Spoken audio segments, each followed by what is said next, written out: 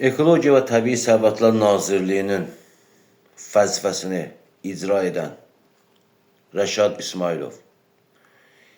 İllərdir ki, sizin də xəbəriniz var. Şəxsən mən keçmiş Ekologiya Naziri Muxtar Babayevin qəbulunda neçə dəfə olmuşamsa, siz də həmin qəbullarda iştirak eləmişsiniz. Və sizin keçmiş bioloji müxtəlifliyin xidmətin rəisi Firidun Əliyev vardı. O da orada iştirak edib. Hal-hazırda siz Ekologiya və Təbii Sərvətlər Nazirliyinin vəzifələrini icra edirsiniz. Niyə bugünkü günə qədər sizə sual edirəm? Nazirliyin haqqında çıxardılmış məhkəmə qətnamaları bugünkü günə qədər icra edilməyib. Niyə siz oğru, şərəfsiz, vətəndaşın əmlakını yeyən Abbasov Dadaş Nasifoğlu və onun əlaltılarının, onun tasmasını tutanlarının tərəfini saxlayırsınız? Niyə eləncə bir şərəfsizə görə, şəxsiyyətsizə görə, qanunsuz əməlləri ilə daima gündəmdə olan şəxs olan Abbasov Dadaş Nasifoğlu və onun tasmasını tutanların qanunsuz əməllərini bugünkü günə qədər niyə örtbas etməyə cəhd edirsiniz? Niyə onlara görə çıxardılmış məhkəmə qətnamaları dövlət qurumu olaraq icra eləmirsiniz? Firidun Əliyev vardı, bioloji müxtəlifliyin qorunması xidmətinin rəhbəri. Dəfələrlə şəxsi özü mənə zəng eləyib idarəyə çağırmışdı, departamentə. Bu növ sənə dəymiş ziyan ödəniləcək. Niyə indi bəs Xaliq Mirzəyev onun vəzifəsini icra eləyən? Xaliq Mirzəyev mənə söz verdi aprel ayında ki, Abdullayev sənə dəymiş ziyan aprel-may ayının sonuna qədər tam şəkildə ödəniləcək.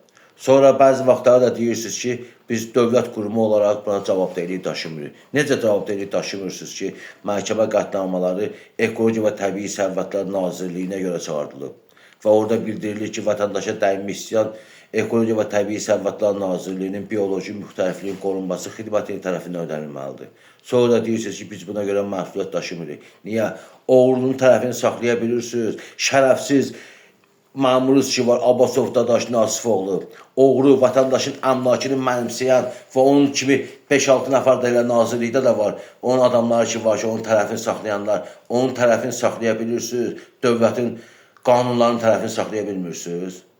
Demək, sizlər hamımız şərəfsiz qorunmaq üçün vəzifə başındasınız. Sən, keçmiş ədliyyə, bağışlayın, keçmiş Ekologiya və Təbii Sərvətlər Naziri Muxtar Babayev, bioloji müxtəlifliyin qorunması xidmətinin həm keçmiş, həm də indiki rəhbərliyi. Demək, siz bir şərəfsiz məmuru dövlətin qanunlarından üstün tutursunuz. Dövlətin konstitusiyasından, məhkəmə qətnamalarından üstün tutursunuz. Əgər üstün tutmasınız, elə şərəfsizi bugünkü günə qədər vəzifəsində saxlamarsınız. Dövlətin adından çıxardılan məhkəmə qətnamalarını icra edərsiniz. Vətəndaşa dəymiş ziyanı ödəyərsiniz bugünkü günə qədər. Çünki sizlər dövlətə yox, pula xidmət edirsiniz, civizə xidmət edirsiniz. Bir şərəfsizin tərəfini saxlayan, vətəndaşın əmlakını mənimsəyənin tərəfini saxlayan, dövlətin konstitusiyasını tapdalayan, dövlətin məhkəmə qətnamalarını, qanunlarını tapdalayan məmurlar, siz dövlətə xidmət eləmirsiniz.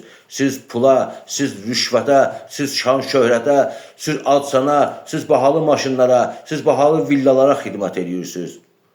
Əvvəl-axır dövlət rəhbərliyinin bundan xəbər olacaq, sizin bu özbaşınızdan xəbər olacaq və sizin cəzanızı artırılması ilə verəcək. Həm sizin Ekologiya və Təbii Sərvətlər Nazirliyi, həm Lənkəran İcra Proporsiya Şöbəsi, İcra Baş İdarəsinin bəzi məmurları, hamısından bundan xəbərlər olacaq. O qədər səsimi çağırdacam ki, o qədər müraciətlər edəcəm ki, əvvəl-axır səsim cənab prezidentə çatacaq və yaxud Azərbaycanın hər bir yerində imkan qədər cəhd edəcəm ki, cənab prezidentə ən azından bir məktub çatdıra bilim ki, sizin bütün bu özbaşınalığınız düzdür, ola bilsin. Mənim məktubum, mənim səsim cənab prezidentə siz işdən çıxarılandan sonra, siz tutulandan sonra, siz cəzanızı çəkəndən sonra və yaxud işdən azad olunandan sonra çatacaq. Amma haqq yerini tapacaq. Sizin bütün özbaşınalığınız, bütün qanunsuzluqlarınız, Abbasov Dadaş Nasifoğlu kimilərinin tərəfini saxlamağınız əvvəl-axır üzə çıxacaq. Dövlətin konstitusiyasının qanunlarını necə tapdalayırsınız? Ekologiya və Təbii Sərvətlər Nazirliyi olaraq, icra proporsiya şöbəsi olaraq qanunları necə ayaqlar altını tapdalayırsınız? Bunların əvvəl-axır bir sonu gələcək.